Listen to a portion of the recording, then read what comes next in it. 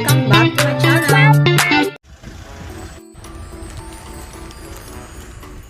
Clody, ayan na, inspection mo na yan, unpacking. As usual, si Clody, mag-inspection yan.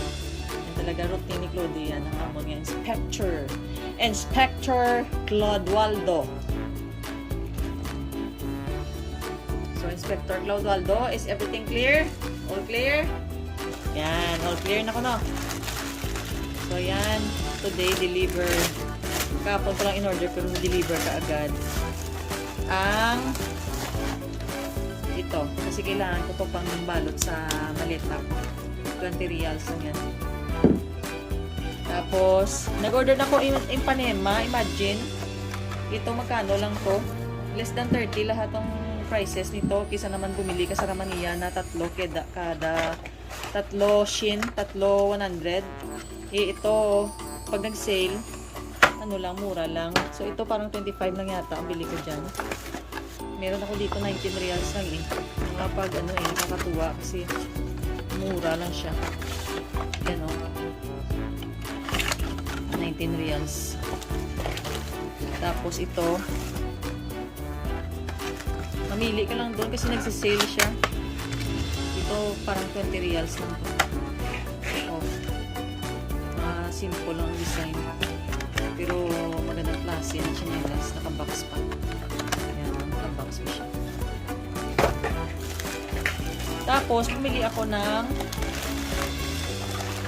ng Under Armour na chinelas na black. Kasi gusto ko may black ako. Tsaka medyo maliit na size ito. Tingin. Ayan. Under Armour na chinelas. Oh, diba? Mura lang, nag-sale. Nag-sale siya. Less than 100 lang, parang 60 plus lang. Tapos sa Under Armour na na medyas. Tingnan natin kasi ito cotton daw to kasi gusto ko cotton eh. Ang dami pala. Di ba piki ito? Less than 100 lang to eh. Ang ganda oh. Di? Under Armour training cotton. Pag maganda to, bibili uli ako. Ang dami oh.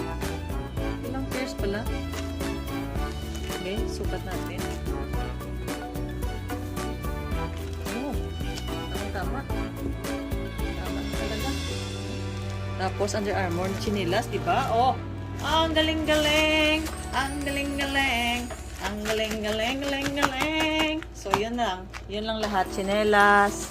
Tapos yung stretch wrap. Tsaka medyas. In-order ko kahapon. Dumating agad today. So, Lodi, what can you say, Lodi? Okay, that's all guys. Thank you for watching. That's all for now. Thank you for watching.